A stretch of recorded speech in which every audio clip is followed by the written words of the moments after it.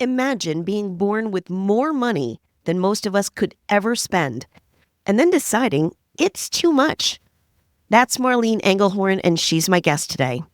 Marlene is an Austrian-German activist and a legit heiress to one of Europe's richest families. Her grandmother left her a fortune, and most people would just coast and enjoy and revel in their fortune. But Marlene isn't most people. She's fearless, curious, and driven by fairness. She looked at her privilege and said, "This isn't right. I shouldn't have this much. So, tax me more." I mean, that is almost unheard of. Marlene donated 90% of her inheritance, founded Tax Meow, which is a German initiative lobbying for higher taxes on the wealthy. This episode is about privilege and what true accountability looks like. If someone born into incredible privilege can step up, just imagine what we can do if we all take responsibility for our world. So with no further ado, let's go and meet Marlene Engelhorn. I can legitimately say, and it's not a metaphor, that you're fucking rich. Yes. You're a fucking heiress. How's that feel? I think your apology. Rough and rugged, represent NY, hold it down for my peeps. New York, New York. We rep the hardest, hardcore. Nobody harder. Let them know. That's the way we rock it. Tell me what you got.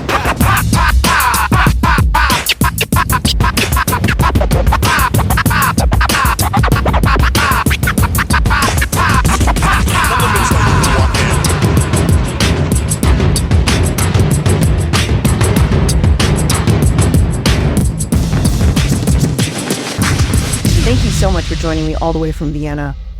You're one of those rare people that I can legitimately say, and it's not a metaphor, that you're fucking rich. Yes. You're a fucking heiress. How's that feel? To be honest, I don't really know, because I have been rich all my life. So I grew up in an extremely wealthy family. I was born into extreme wealth. So extreme wealth to me is a normalcy. It's what I grew up in, what I witnessed every day of my life. And it just changed in a certain way when I was announced the inheritance that I eventually got of several dozen millions of euros. Because I knew, okay, now it's not the wealth of my family, it's my wealth. And that changes how much actual agency I have, or like, let's say I felt, because I did have agency before that, I just didn't use it. And also when you're growing up wealthy like me, and you don't realize that that means that you're wealthy because it's normal, it also means that it takes ages. At least it took me ages. Most rich kids I know, it took them ages, if at all, to figure this out, like profoundly, viscerally, not just intellectually, like on a theoretical level. Yes, I understand that I am privileged, blah, blah, blah. But like to the point where it translates into action. So yeah, it feels normal to be extremely wealthy. To me, the most exciting thing is that I'm very soon not going to be wealthy anymore.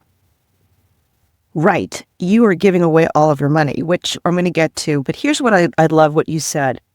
The awareness that you are extremely privileged. There's a lot of people that lack awareness, period. Regardless, I'm not even talking about money. Like, people are just not necessarily self-aware. Now, you said very point blank, which I understand, it makes complete sense. Like, you had no idea that you were filthy rich. And again, you're one of those rare instances where I can say this and it's not a metaphor. How does it feel to say it and be like, she's rich, and I can say it to her face? It's kind of badass. And I'm going to say it a few more times because this is the only time I'm going to be able to say it with legitimacy. So please indulge me. Yes, please. Just go ahead. Yeah. Now, you had said, like, you didn't know you were rich because you were born into it. So that's normal for you, and that makes sense. There was one part in your interview that said you had become aware of your wealth situation during your time in college, where you were in contact with quote-unquote normal people. What was one moment, might have been a conversation or someone you met, where you realized that you were quote-unquote in a different category than most? I don't think that these experiences that I had started in college necessarily, but that's when eventually so many had happened that I was finally able to figure the pattern out, Because these experiences started happening in my case when I was really young. Like, one of my closest friends comes from a middle-class background. To someone who is born as rich as me and as class privileged as me, this is an insane class divide. And so when I went to have a sleepover when I was like, I don't know, 5 or 6 years old, when we met and we decided that we were going to be best friends forever, and now he's like a brother to me. He lived in a working class district in Vienna in a flat, I think 2 or 3 bedroom flat, family of 4. And I just went there and was like, okay, this is not a big house with a big garden, which is what I used to live in. And we called it a big house. We didn't call it a mansion, but it was a flippin' mansion. And so I come from a mansion where every floor could be 1 or 2 apartments, depending on how many people should live in the apartment, like size-wise. It could easily have housed 4 families if you had divided up space differently. As a matter of fact, next to our mansion, there was a big house that was full of flats. I think it was 4 flats for 4 families, like very big and luxurious flats, but still. As early as 5, 6 years old, even earlier, but I have no real memory, I guess, that comes to me right now. You get these experiences. And you could say, from an outsider's perspective, that's where the coin has to drop. But it can't, because you're so immersed in your own normalcy that it takes so much more. And in college, I just realized at some point how easy it had been to drown all of these experiences out, because I went to private kindergarten, private school, but I didn't go to a private college. And all of a sudden, I wasn't surrounded by an enormous amount of wealthy people plus class privileged people mostly, but it flipped to what society is more looking like. Still very privileged when you can go to college, also in Vienna, even though our university is for free.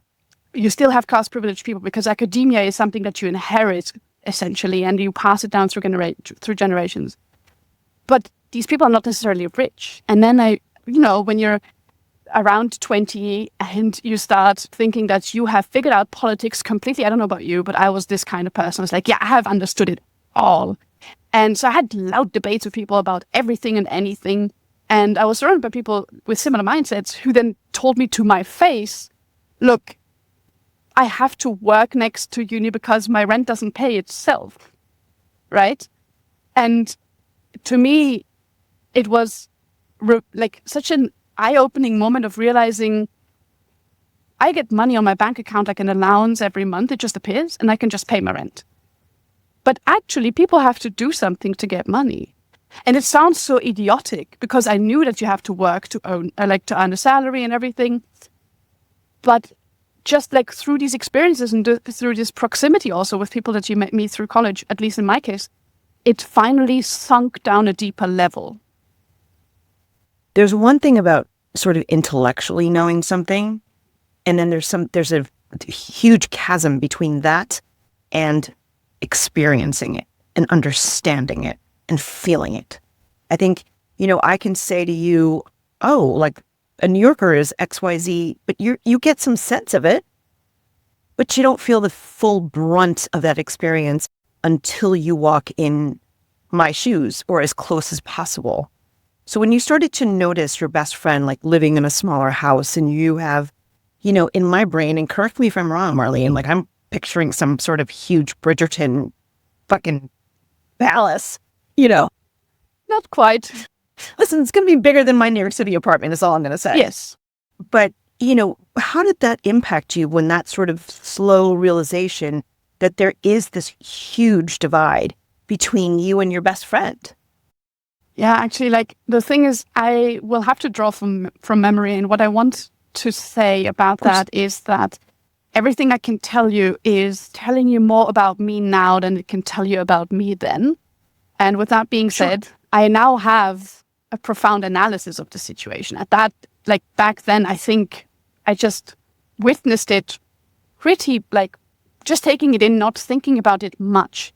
I started realizing around, I guess, being like 10-ish, 11-ish, something like that, that when people come over, like friends for a birthday party or something, they are not used to this kind of size. And they have like just kids like me or not like me. So if they're not from a wealthy background, they are differently curious about where you live and how you live. And they will tell you what it is. Like I had one kid in school that I went to school with, and this memory hasn't come up in like ages, so maybe you're a good trigger for memories. And she said, "You're living in a mansion" to me. And I was like, "No, I'm living in a house." And she's like, "No, this is a mansion." I'm like, "This is a house. Don't you know what a house is?" And she's like, "Don't you know what a mansion is?" And like this, we dropped it because then we had like went on playing because it wasn't that interesting to begin with who was right about the correct name of the building. But I realized that. And then I also had this memory of when I was, I think, also that age, maybe a little younger. I think a little younger, around 8. And I told a kid in my school something about, I think, a gift I got or a vacation trip that my family took that was particularly wonderful and luxurious or whatever, or something else, something of this kind. It was bragging, is what I'm trying to get to. I was bragging about something that is tied to wealth. And this kid was like giving me shit for bragging. And then we had a fight and I came home and I was upset. And my mother told me, "Don't you ever brag. Don't you ever think you're better than anyone else. Don't you ever think you're worth more than anyone. Don't you ever. Because there's always someone better at something than you are at something. No matter how good you are at one thing, there's so many things you're not good at. So the thing is, you should share knowledge and you should be kind about it and don't brag. You're not better than anyone else." And I realized I had to hide. That is what came from it. It's like I had to hide the things that I thought were like super wonderful, cool, whatever, luxurious from people where I didn't know, like some classmates, because I didn't know everybody. Like I had friends and I had people that I would just also in class, right? And realized, okay, I'm thinking about who I should tell what in terms of the luxury I'm living in. And like it was little tiny things. And it didn't happen immediately like a full-on revelation of I have now to build in shame into who I am and not show things around and stuff.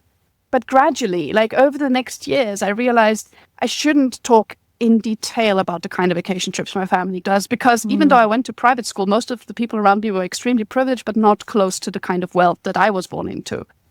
So I was trying not to talk too much about the gifts I was getting, not to talk too much about the vacation trips I took, at the same time being angry because I wanted to, but I also was like, but I don't want to brag because I know I shan't. And then it like, and it's this weird clusterfuck of basically not dealing with what's the case and not owning your situation. I didn't own who I was. And that made me feel like I had to guilt trip myself into not telling people, also into thinking twice. That was much later, was when I was like leaving school, starting university, about having people over at my home because I didn't want them to judge it. I didn't want to be judged for my wealth, which is also weird because now that I talk freely and openly about the wealth that I own and the fact that I was born rich and that this shouldn't have happened because, you know, we could have had a just society and just distribution of wealth. Now, people addressed like are much freer around me because they know they don't have to tiptoe around me as well. This is like it's like a thing that privileged people all have. They kind of feel guilty for their privilege, and then they make others feel guilty for making them feel guilty about their privilege, when really they should just own their privilege and recognize that maybe the people who don't have privilege have a flippin' point. So much there that I want to get to. First thing is, it's really interesting that you have sort of, and it makes sense when you say it, but you don't always think about it. It's so interesting that you have this almost reverse dynamic of like shame and wanting to hide what you have. Because, and again, I'm speaking very generally because there's always nuances to every situation and every person. But you would think or assume that someone's that got that much money would be flaunting that like, you know, a Southern dame in a hot day with a fan. Like, and there's a lot of examples of people who do flaunt their wealth. In your case, what I thought was really interesting is that you actually had to second guess it, I guess you can say, or tried to manage it depending on the person or situation you were in, so you couldn't freely be yourself. That's a really interesting dynamic. Well, I wouldn't say that I couldn't freely be myself because that wasn't true. I could have if I had really dealt with who I truly was. Like, it's not good or bad when you're born into wealth. Like, it's just, that's how it is. And now the question is, do you accept that? Are you able to own your position? And are you able to understand that it's, even if it's not a personal thing in terms of like good or bad, in general, if you look at all of society and you see that so many people have so little and so few have so much, that maybe there's an injustice in there. And it doesn't mean that you're a good or bad person, but maybe just to accept that. And when somebody confronts that in you, because you all of a sudden are the only way of like confronting this, because you're a personal representative of this situation, to not take it personally, but to be like, yes, I agree with you. I agree with you. I understand. I see that I am born wealthy, and I understand that there is something at fault here. And I also maybe even want to do something about it. Like, I could have been free about this, but I wasn't, because I denied myself, or like didn't do the work basically of understanding my privilege. It's the same with me being white. It took me to be in my mid-20s to understand that. That's super embarrassing and shameful, but it's true. Figuring that out, also with a lot of help, obviously, because as a white person, I had black and brown people tell me that I was white, and then I had another white friend tell me that I was white, and then all of a sudden I was like, God damn it, I'm white. I think to tell these stories is important in order to show that so often when you talk about privilege and people who feel like they can't be free in their privilege because and then they resort to talking about responsibility a lot, which is a euphemism. What they really talk about is the fact that they don't own their position, they don't own their role, and this bars them from any conversation of figuring out how to get rid of these categories in a way that makes sure that everybody has this equal rights and like also justice perspective that I think are so important to like overcoming privilege in order to get equal rights to everybody. You say, you didn't know about that, you didn't think about that then. Let me just say this, why would you? You were like in your early 20s or teens, we're growing up, we don't know what the hell is going on, we're just trying to figure out how to get through the day. We don't know what we don't know. The key here that I appreciate is that you were open to listening, observing, and sort of taking it in and thinking and doing the work. And that comes with age. Now, I do think what's really interesting, Marlene, is what you said about your mom. She said, don't brag. Can you talk a little bit about your parents and sort of some of the fundamental values that they gave you that you really took in? Because everything that you're saying, for me, I'm interpreting that as you are someone who is, has the ability to separate or take a step back. I think that's a better way of saying. Take a step back and sort of look at things and look at other people's situations and to sort of be able to gain a wider perspective. And I think some of that comes from your parents. Tricky, because I want to address something else first. The thing is, I think so many people do reckon with their circumstances at a much younger age, because I don't really think that it's an age question. I think it's a culture question or a socialization upbringing. Like, I agree with you on the upbringing part. And I think some people are taught early on, this is going to be your experience all of your life, because these are some things that are part of your identity socially or whatever else that will shape your upbringing. And I think it's in some families this happened, in some schools this happens, in some communities this happens, and in others it doesn't. And I can't talk about other communities than the one that I grew up in, which isn't a community to begin with. Wealthy people are not in community with each other, which is also a mark of privilege. Usually that's at least what I gather. There's no such thing as white community. In my case, as this white rich kid, you're born into it's not a system in terms of, there's an agenda and people are setting things up. But there is an upbringing design to make sure you remain excluded from some sort of experiences, not necessarily because they want people to not be able to open their eyes to their own wealth and privilege and status, but going to a private kindergarten, going to a private school, essentially excludes an enormous amount of people structurally from becoming your friends. And it's through wild luck that I had a middle-class friend early on and a working-class friend a little later on, which were helping me in these cross-class relationships to bridge that divide and to understand that so many differences that we figured between us were not necessarily linked to us just being different people and thus being so diverse, but really are linked to structural circumstances into which we were born.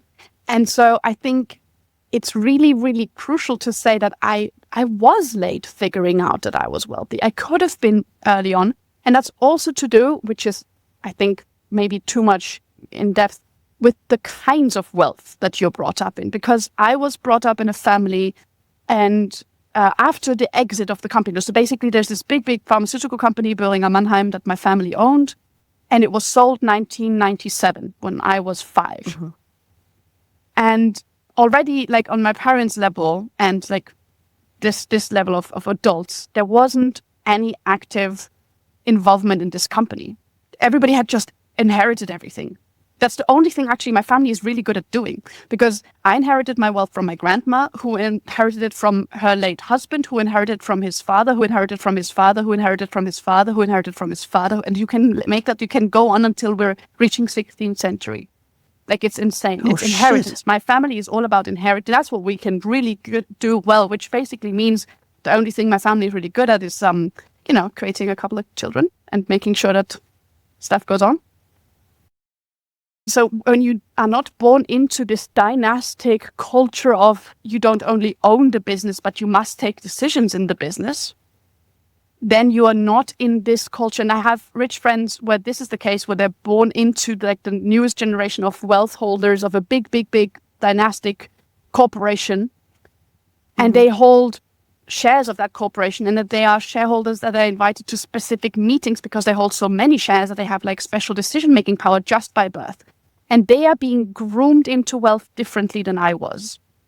So there is a difference in kind of wealth that I think is also essential to understanding whether or not someone is going to be able to reflect their role, understand their role. And they understand much sooner that they are rich than someone like me, who just lived in luxury of like essentially the latest group of inheritors who, after the exit, which just means that they cashed out big time, were just spending money.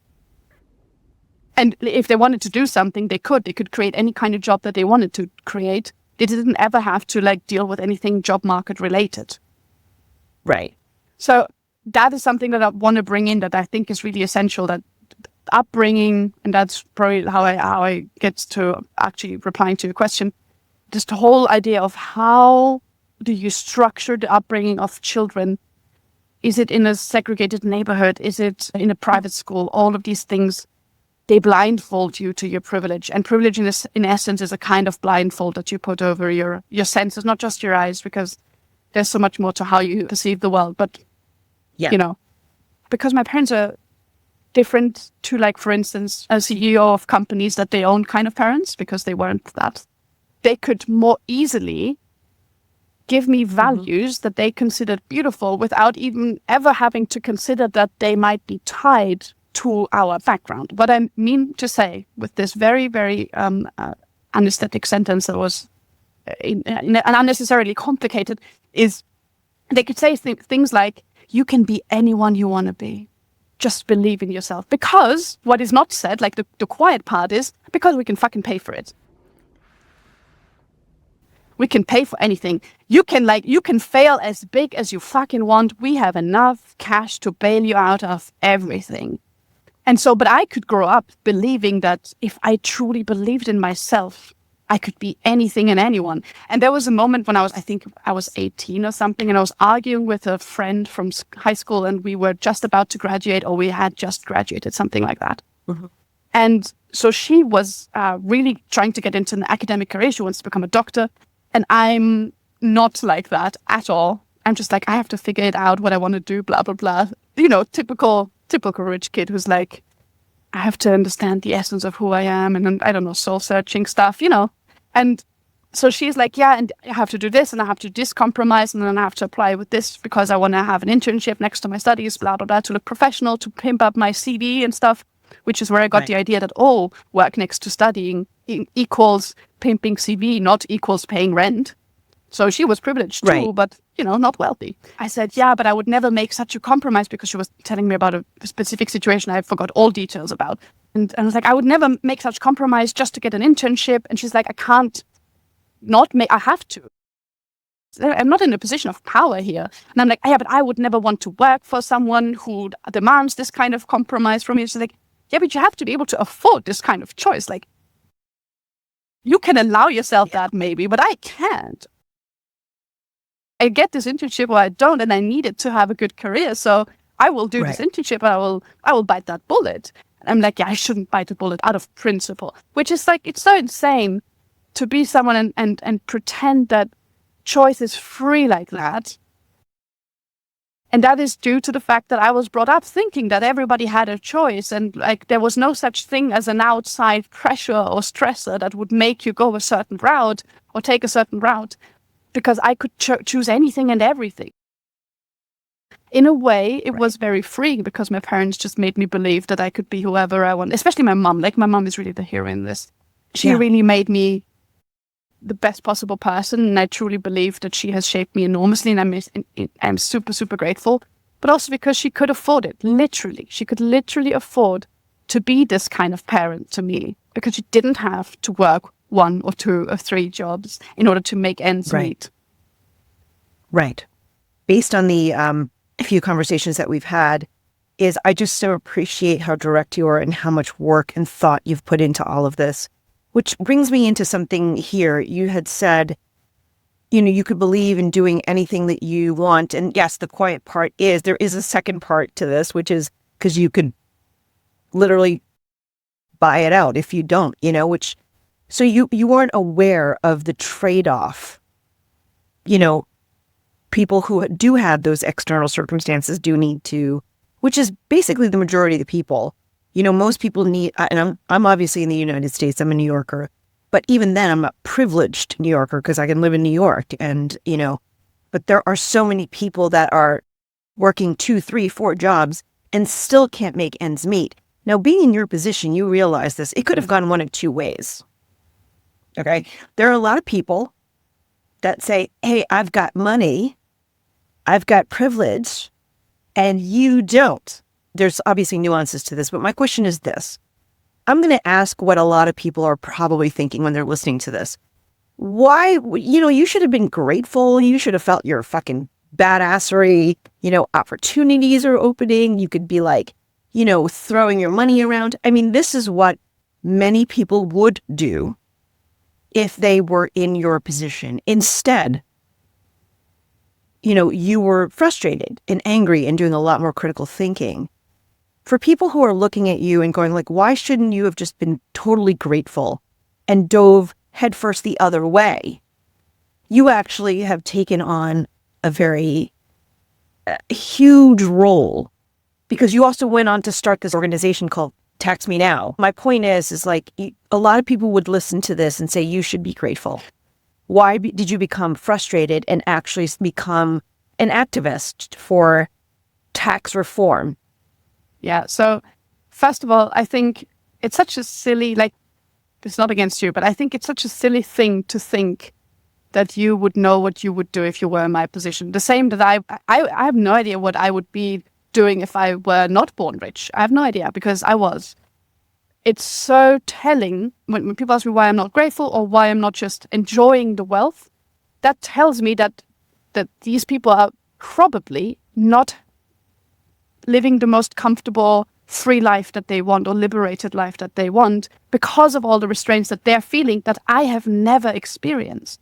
So they're telling me to be grateful for not having to experience something that I have no idea what it is, which is weird, because to me it's normal. It's normal to be able to do whatever I want and be able to pay for it, which means that I cannot actually be grateful for it, because I don't understand what it means not to be able to pay for everything. And this will remain true when I have redistributed all of my wealth, because I remain part of an extremely wealthy family. Like, if I fall flat on my face eating asphalt like it was, I don't know, French fries, my family can bail me out. I was trying to think of a food that I actually like, and that's the one that came to mind. Also telling.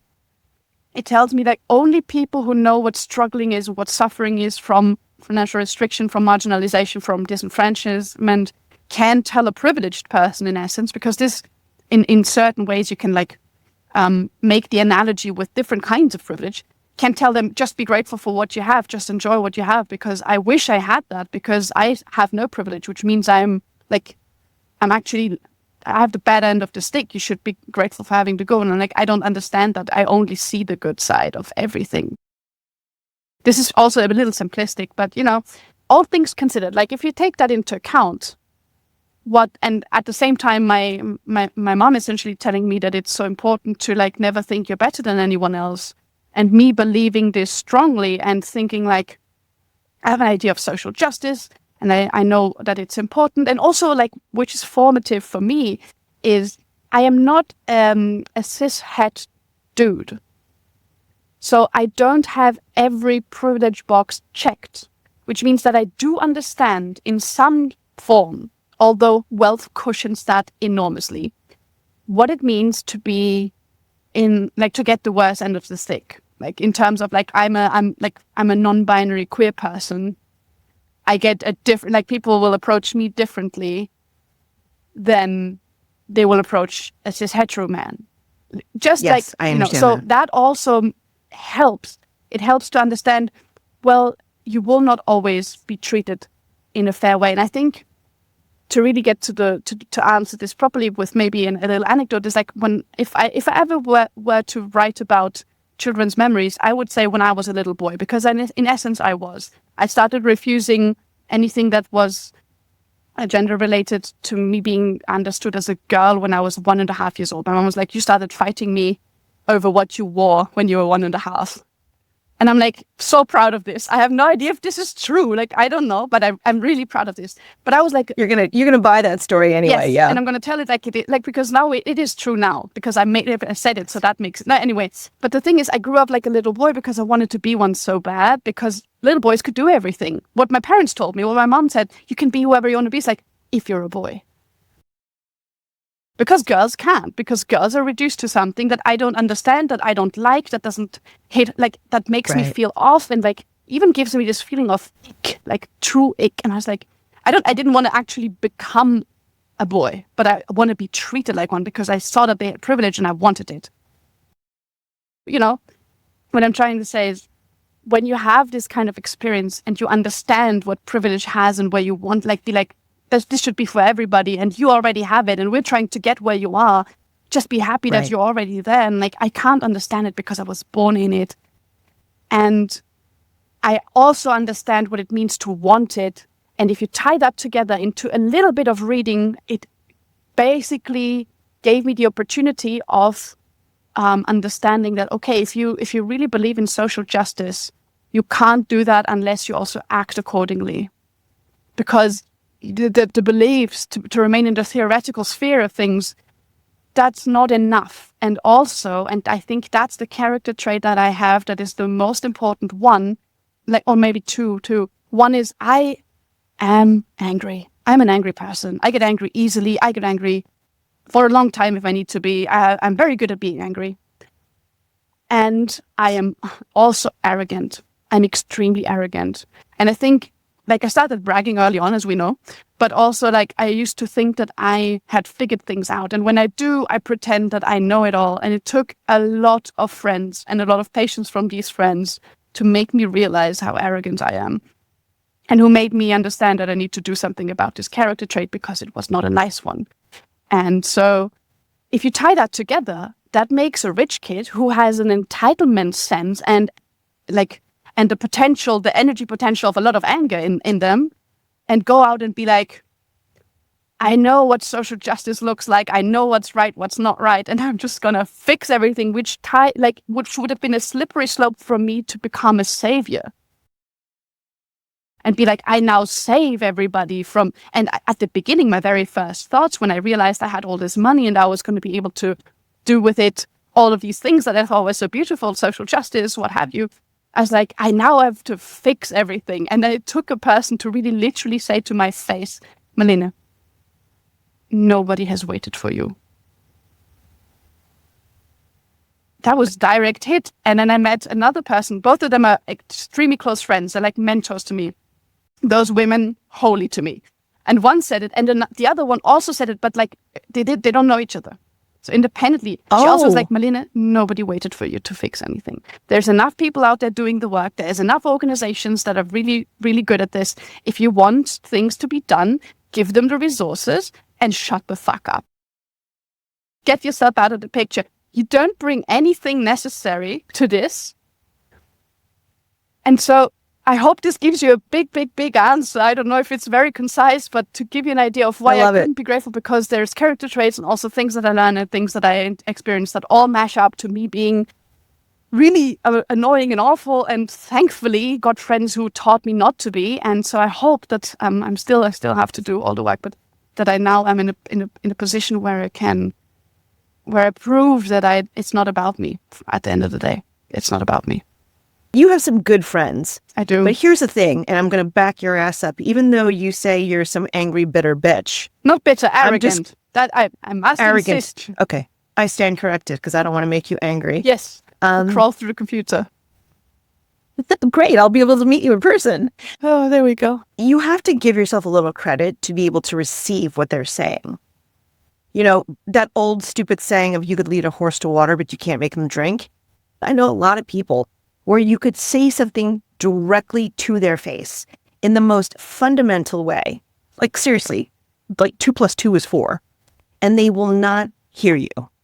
So it's great that you have cultivated some friends that don't pull any punches, will let you know, hey, you're being an asshole, or you're being arrogant, or they tell you what you need to hear, or give you another perspective.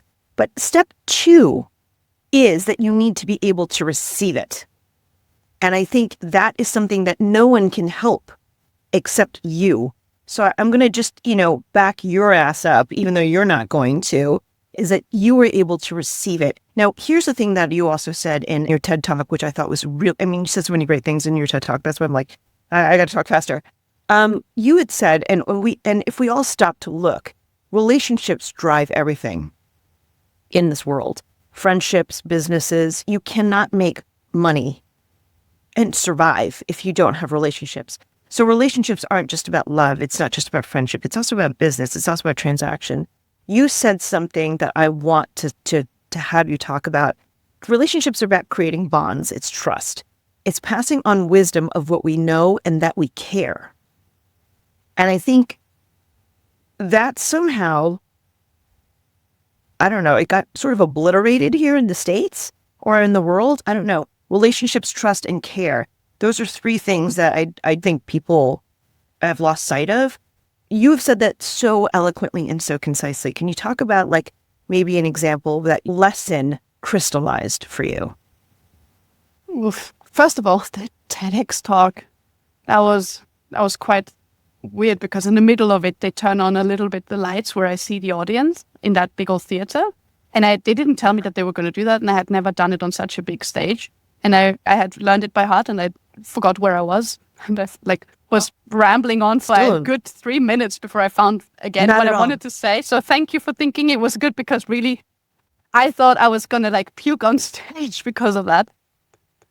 Anyway, it's a win that you didn't. Although if you did do that, it would certainly be memorable. Yes, that would have gone viral. I should have just let it go. But I didn't have that knowledge yet. I'm really actually stalling for time because I'm trying to figure out a moment where this crystallized. I think maybe that's the thing, that there is not this one moment, but there's so many of them. And when you look at let's take a spider's web. If you just have one of these, what do you call that? A string, a strand, or? Sure. Yes, one of them. A strand, not one strand of spider web. That's not a web.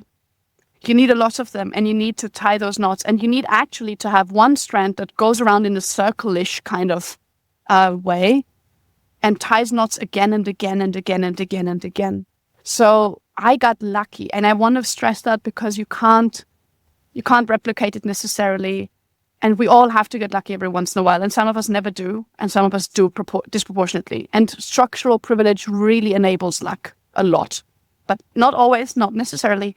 But most of the times, statistically relevant, that privilege enables luck. And I got extremely lucky, but I also got extremely lucky to be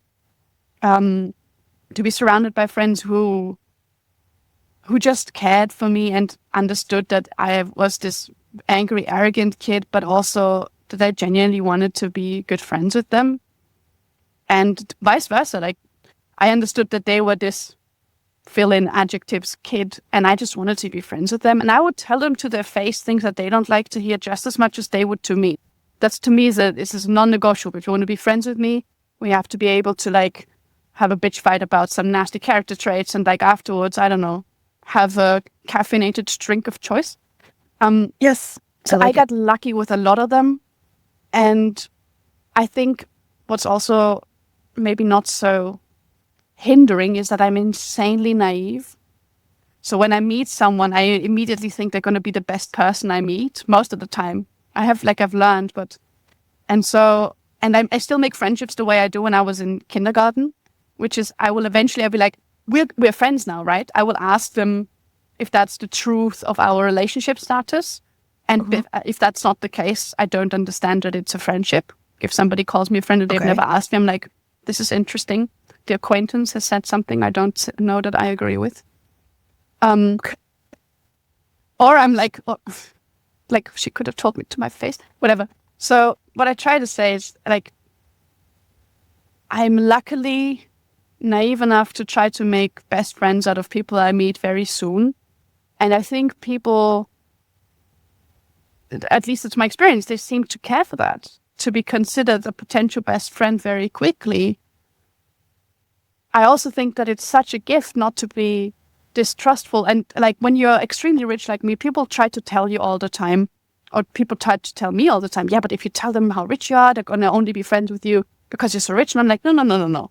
That's not how this works. If you only think of relationships as true, whether like based on the scenario of whether or not they know how rich you are, then you're not looking for friends.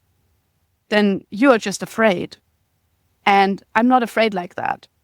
I would rather have my heart broken than not wear it on my sleeve. And I think that helps. That's just, I don't know if that's like, you would actually have to ask my friends if all of these things are true about me, because they will tell you the truth. But I just got insanely lucky. I don't have that one crystallizing moment, but realizing that that's okay. I want to care for them. You know, I want to care for them. It doesn't matter if they care for me the same I care for them, because I don't do it because I want reciprocity. I do it because that is who I am, or who I want to be, who I try to be. Sometimes I really want to not care for them because they get on my fucking nerves. I still have to.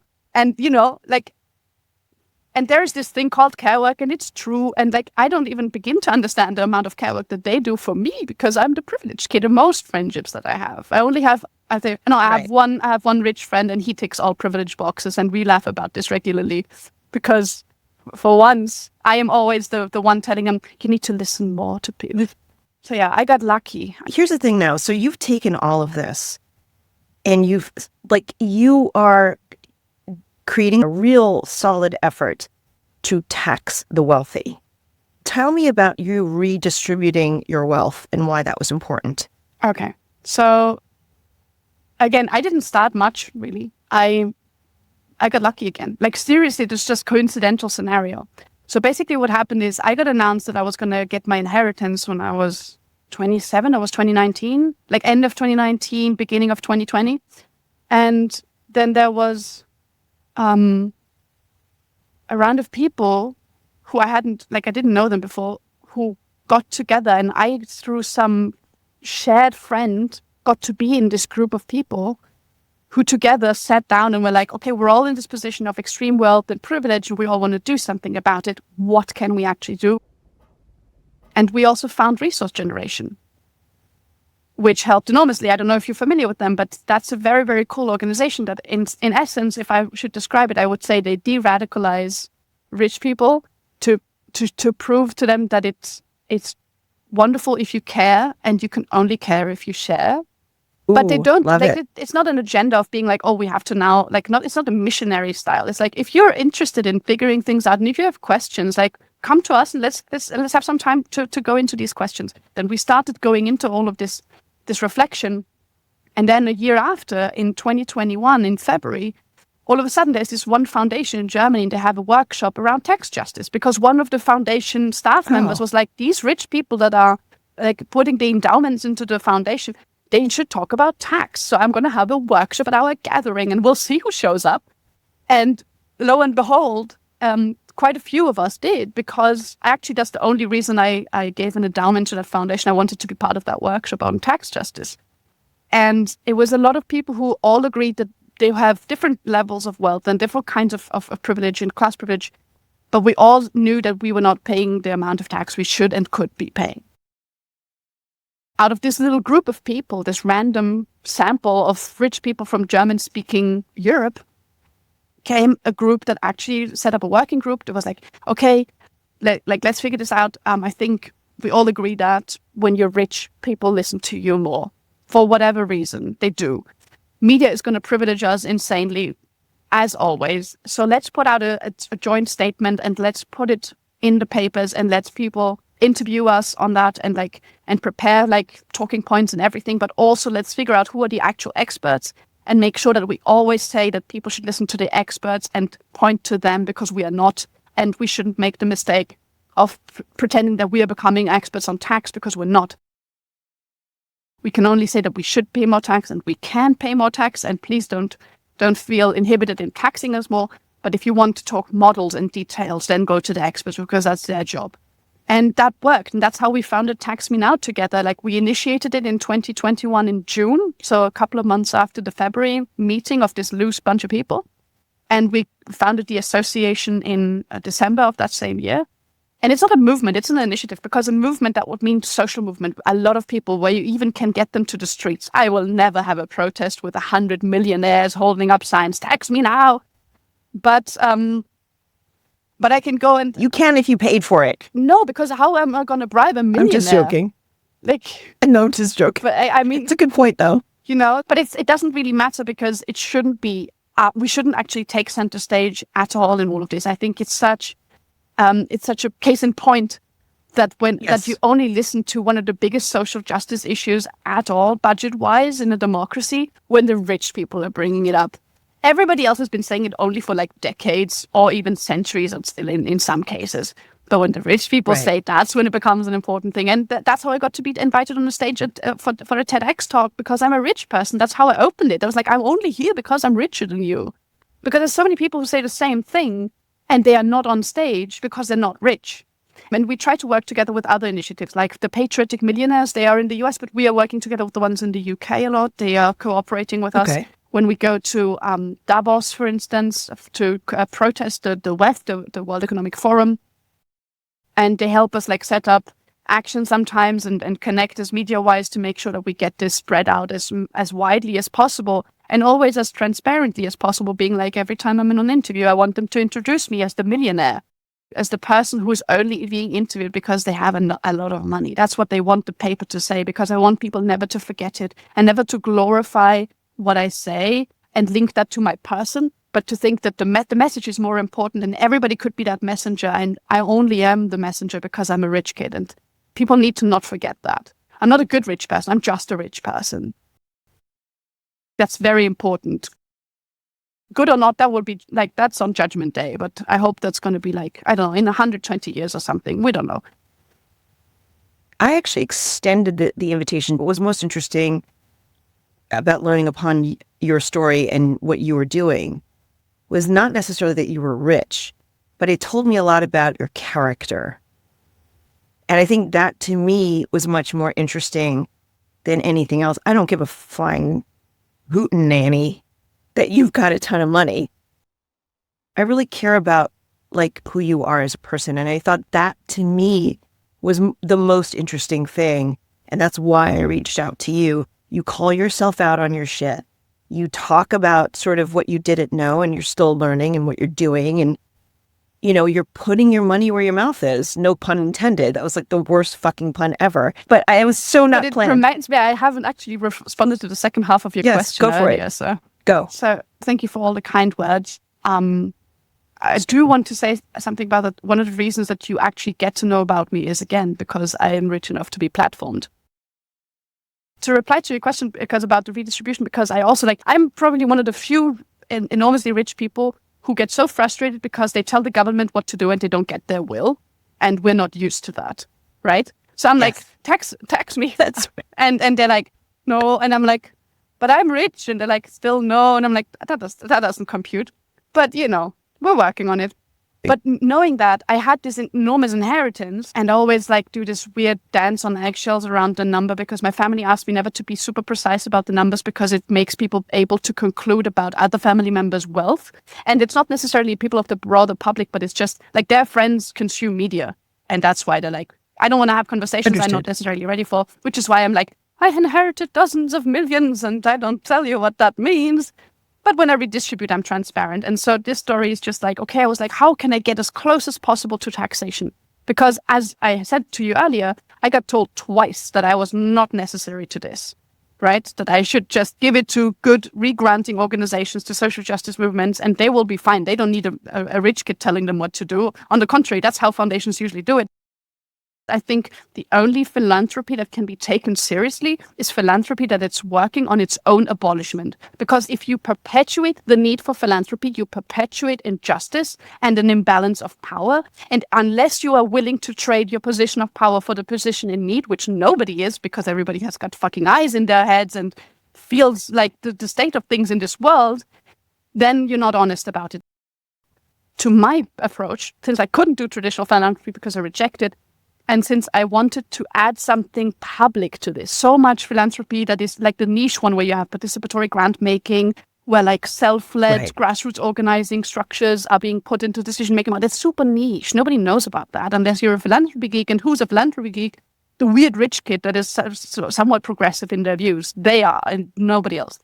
And so I was like, how can I bring that together? The public speaking that I could do, because I had been in, like, I've done so many interviews, it's countless, several hundreds of interviews for like 4.5 years. I've done nothing but.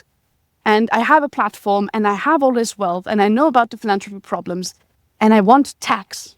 So what can I do? And I essentially tried to recreate it in terms of a citizens' assembly is essentially a body of people that are representative of the Austrian population, in this case, Austrian because I'm from Austria, but representative of a certain population, and they can take upon themselves the parliamentary task of this of like debate, and then figuring out what would be a good outcome. Like they get posed a question, they discuss, and then they say, well, this is what we recommend to do, which is basically a mirror of what parliament could be. And so I wanted that, and I wanted to prove that when you have enormous amounts of money, everybody keeps telling you that only rich people can distribute it properly because they're the only ones who are capable of handling it, and that's not true. I wanted to prove that every ordinary person is able to take up this task if they are provided a framework within which it's possible. Basically what happens is I was like hearing about citizens' assemblies left, right, and center, and I read this book called Open Democracy by Elaine Landwell, and I was like, maybe I could get a citizens' assembly. And I do what I always do, which is I talk to my friends about it. And then my friends give me feedback. And I was like, so could I have a citizens' assembly? And they were like, how am I supposed to know, Marlene? I'm not a politician. Like, I don't know this kind of stuff. But one of my friends who also said, get your ass out of this power display, said, look, Marlene, you do the thing that you always do. You come to me with a question and you didn't do the work. Basically saying to me, let me Google this for you.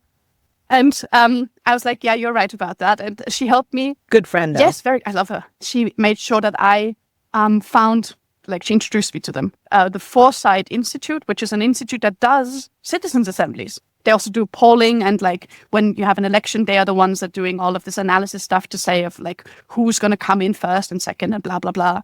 So they're like experts in that field. And they helped set up, and then we brainstormed. They were like, I was like, can I do that? I'm a private person. They were like, we don't know, we will try. But they were very interested of tying wealth and inequality to democracy and to actual action. So we tried, and the workshopping immediately workshopping started in 2023 in May, became very serious. And so I had to find someone taking up this task because I have no managerial skill whatsoever. I'm a kind of detail rabbit hole freak, but overview, delegation, figuring out what responsibility should be tied to what kind of task, I'm rubbish at this. So I have to find someone who does that. And I found someone, and she's wonderful, Alexandra Wang. And she pulled a team together, and she made all of this, like together with the team, they made it work, essentially having the Foresight Institute help getting access to the data. In order to set up a citizens' assembly, you have to do a double tier process. First round is you get a randomized sample of people, a big sample of people, and make sure that all of them get the information, and then they can reply. And then you get them to give you information, which is why data protection is so important. And this information is then being used to figure out a sample of, at the end, 50 or 100 like people who are representative according to specific criteria. So first is random, then it's selective to create representation. Okay. And the only criteria I wanted people to meet was at least 16 years old, because that's voting age in Austria, and live in Austria. Because I think if you tie to citizenship, that's rubbish, because Austrian citizenship is super restrictive, and we have people who have lived here for decades. They're part of the communities, they pay taxes, everything, but they're not considered part of Austria, and I think that's rubbish. And they sent out 10,000 letters after we got 10,000 random addresses. Like I say we, but only Foresight Institute had access to that data. By the Ministry for Internal Affairs, they have like a big data bank with all addresses.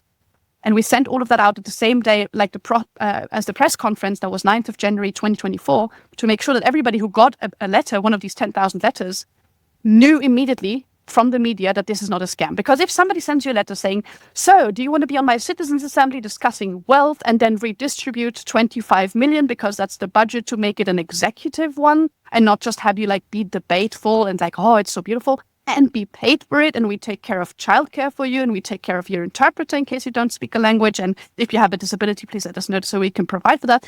If you get that kind of letter, you're like, come the fuck on. That's not real. And it happened, actually. A couple of these people were like, yeah, no. I mean, no way. And one of the eldest members of the Citizens Assembly, Erna, she's 84, she had torn it up because she's like, that's rubbish. And she put it in the bin. And 2 days later, she sees an interview with me. She's like, wait a minute. I have heard that name before. She goes through her paper trash, pulls it out, glues it together, and irons it. And then she, like, so proud. She's so proud of that. And she brought it to the Citizens Assembly. And so they replied. And, like, usually when you send out 10,000 letters, you get around 500 replies, 300 to 700, roughly 500. Which you need to get 50 people. That's how the downsizing through the process like works. We got 1,424 replies. That's almost triple of what you can expect. Because people were keen to discuss this. And also people are like, yeah, but they're all going to do for the money. And I'm like, fair enough, do it for the money. It's a job I'm asking you to do. You should do it for money. You still have to do the job. If somebody comes only to collect the bucks, they still will be part of this process, taken seriously, invited to debate properly, and at the end of the day, yes, send home with money. It's important. It's important that you pay people for that. If you don't set up democracy in such a way, you can't take it seriously. If you say, well, they should do it for democracy, I'm like, that's how you get a class privileged crowd to respond. That's how you exclude working class people. That's how you exclude immigrants and poor people, because immigrants are usually the people that have to suffer from being poor and or working class and all sorts, and racism, all that shite. And if you don't want that, you must set up the framework to truly own how to get them in, be inclusive. And the team did all of that work. I don't deserve any credit for anything. Literally, I delegated even the paying. I set up a paying account, bank account with Alexandra to be like, this is your budget. I gave her 3 million extra as a budget to pay for everything, all expenses, because I wanted her to have a big budget to not be restrained or be like, oh, I have to like turn this cent around 24 times in order to make it like count. I wanted her to be able to spend rather freely and stress-free, and whatever remains of it, we can still redistribute, which is what we're working on now. And so she spent 2.1 million. Like I say, she and the team, they spent 2.1 million, which is almost what the government in Austria once spent on the Climate Citizens Assembly. So we're actually pretty on par with what official assemblies cost while paying well, which is insane, right? It just proves that if you hire Alexandra Wang, she will set up a citizens assembly for you. And they started. Her links will be in the show description. Yes, obviously. And so the council basically met for 6 weekends starting in the mid of March. So 6 weekends in like 4 months, which is an insane work schedule. To get to know each other, build trust so that you can work together. Have like facilitators introduce you to what a citizens assembly is and how it works and how debate is structured and how to like reach agreement, because it's not going to be voting decisions, but it's going to be consent-based decision making. Basically making sure that you collect people's ugly feelings about the decisions. Like, so this is our proposal, and then people say, yes, I agree with it. Or they say, well, I have like, it's not perfect. I'm not super happy, but I still agree with it. Or they say, no, I can't. I need to bring this back to the table. And then it gets reopened and rediscussed. And this is a way of making sure that you don't create losers, which you do in a majority vote. You always create losers, and it creates friction. You want people to understand that even if they have the slightest little question and doubt, it's invited to be brought back to the table, which is, I think, a very, very cool way of figuring out any kind of debate. And so they had these 6 weekends, this amount of work, figuring out wealth inequality, figuring out how to work together, But also they had, one of the tasks was creating a vision of what would a just world look like? What does it look like? If you think of a just world right now, what does it look like? And through that vision, they distilled 6 areas of where you had to like work on society in essence. And every one of that became a working group. So they went in depth. You had facilitators making sure that all of this worked. You had experts that were invited to give keynotes, but also like to be on hand if ever anybody needed to know anything regarding, I don't know, legal, so that they could send an email to that expert and bring them in for a call or get them to write like expertise so that they would always get all of this science, because that's one of the things. You have to have a lot of time to know all of what you need to know. And these 6 working groups, one was about climate and the environment, one was about like education, one was about inequality. Like there were 6 different ones. They divided the 25 million up. They took one out to make it even. And they gave 4 million for every working group, 6 working groups. And then they started scouting. As a group of 50 random people, you have to think about it, how difficult it is in groups to work together. They figured out how to set up a set of criteria from which they distilled how to select groups, agreed on these criteria, went to scout groups, got back into the big session and be like, so these are the groups that we scouted, and have everybody see and look around, allocate budget, be like, also like a smaller group will need less budget, a bigger group will need more or whatever. Figure out any kind of friction or conflict while you do all of that within these 4 months, right? Come to a decision. And the last million, and I think that's so beautiful because I was in an interview recently with one of the members of the Citizens Assembly, and she told me the story, so that was really precious for me. She was like, at the end, we all came together and we had like this million left, and we put every single organization that we chose on like whiteboards, basically paneled the room to with see them, it, so that everybody could look at every single organization. They chose 77 all told, and they were given little stickers, little tiny green dots stickers. And they were told every sticker is worth 2,000 euros. And they could run around the room because everybody had been in one group. And so specializing in one field, but they were curious about the other groups as well. And so they could run around the room and like distribute these extra stickers, essentially distributing extra money to groups that they thought were super important in a field where they were not in that specific decision-making group.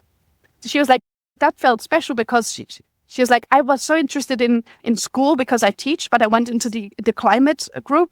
So I had decided about climate groups that we want to fund. But that way I could also go to the schooling groups, like any kind of education related. And I could also fund that because I can now I can distribute my stickers. And so all of that together, it was a democratic, transparent. We put everything online, everything that we found. We had even an expert come in for evaluation of whether it actually meets the criteria of a democratic citizens assembly. And she gave us what is it called in the US, an A+, like a super good grade, basically. Yeah, A+. She was so inspired by the whole process and the inclusivity of it all. This expert on democracy and stuff, she was like so inspired by that she chose a storytelling method for writing her report, because she was like, I want people to be able to read this, not just my peers, my academic peers who understand all my gibberish, but I want normal people to be able to read this and get an idea of how well this was executed. And we put everything transparently online because we want to own that. I essentially wanted to prove that you can shift power away from wealth. I could take myself completely out of this because I am represented in a representative council, right? Ordinary people could make excellent decisions about what to do with wealth, essentially through these 77 organizations, showing you this is what matters to us. This needs fixing. Basically, on a silver platter, giving the government an idea of what budget must look like so that it meets the needs of Austrian population, because they are representative of that population. So I think that was a very, very good project. I'm very proud of the work that everybody did. Democracy is worth fighting for. And it's worth every cent that you put in it. I think you should fund the bejesus out of this kind of stuff. What a testament to everybody involved. Coming together, that's a huge undertaking, because I don't know about you, but I have enough trouble getting 5 friends together for brunch on a weekend. I still can't fucking pull it together. There is one other question I wanted to ask you before I needed to wrap up. You said something else, and I think you've sort of proven that throughout this conversation. And I'm going to reference your TED Talk again, even though you said you were going to throw up. You said, Becoming human was dumb luck. Being human is a fucking chore. Can you break that down? Okay, so if you're familiar with evolution, you understand that people have become people through a lot of trial and error that nobody had any active part in. Like, it's just whatever was the most fitting in their surroundings would make it the longest and be able to procreate. That's it. Like, that's just luck. You can't plan for that. So it was luck that there is humans to begin with. But humanity, like every kind of relationship to you and to those around you, like that's how most understand the term humanity. It just means that you can never, ever take it for granted. Because it's not a status. It's not something that just is. It's something that is being made constantly. Like, I don't believe in isms. Every time you have a word and you put an ism at the end, capitalism, for instance, I don't believe in it because it pretends that there is an answer. And I don't believe that because it makes a completely and absolute closed scenario be the one thing that must happen.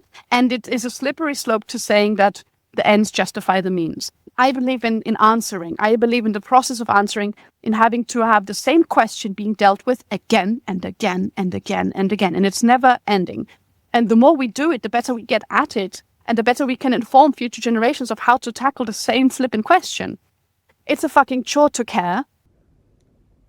Look, just basic relationship stuff. Who has the mental load, which is just chores that are stacking up in your head in order to make sure that things run smoothly and everybody is taken care of.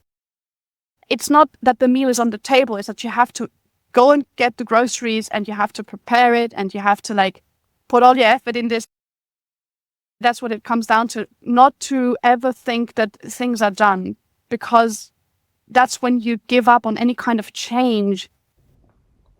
Nobody wants people to stop caring for them. So maybe we should all make the effort of always caring for others. And the more we are doing that, the easier it will be, because we will take workloads off our shoulders, right? Everything becomes so privatized and you get so isolated in it. And you need to be in community. You need to not be alone with all of that. It takes a village to raise a child, but it takes a village, to be not alone. And to figure out how to deal with things together means that you have to make sure that everybody's needs are met, but also that you know where to draw the line and make sure that consequences ensue when somebody breaks these lines. And that's basic work of being in a democracy, which I think is still the way. It's literally the answer of how to deal with power. It says, well, 1 vote per person, not 1 vote per euro or per dollar. Caring means that you don't give up neither on yourself nor on others. And that whenever you are in the position of where you want to give up, that somebody hasn't given up on you, and then they can support you so that you can get well again, right? That's all it is. It's just, let's be kind, let's be kind. You're right. The reason why I found you was because of your wealth, 100%. I wouldn't have known about your story if that wasn't the quote-unquote headline. But it's also, I think, up to us. It's a choice that we all can make of how we utilize our position and the headlines, and how we can leverage it to contribute positively. Being a human being and remembering your humanity, it's fucking hard work. And going back to your metaphor, that spider web, that takes a fuckload of work. You could just like poop out a string and it's a string hanging from your butt. But weaving it into something that is functional, that sort of brings everything else in, that becomes a netting that's more powerful and stronger than the string that's hanging out of your butt, that takes a shit ton of work. And you're doing it. Thank you. I don't know what to really say. I'm going to ask you for the signature sign-off. So will you let me know who you are and what you represent? I am Marlene, not alone, and I represent just silly old me. Marlene, thank you so much for your time and for guesting on the podcast. Thank you also for showing up to defy the norm, showing a level of accountability most people would never even consider. You've taken incredible privilege and turned it into a force for fairness, and that's really inspiring. If this conversation moved you, share it, download it, and don't forget to subscribe to Reppin wherever you get your podcasts. And also, You can watch this full episode on YouTube at Reppin Podcast. And come connect with me on Instagram. You can find me at Reppin_podcast. Reppin is a Suburban Outlaw Productions. I'm Evelyn. Thank you for listening. Keep showing up. And until next time, stand up and represent. I make your politics rough and rugged.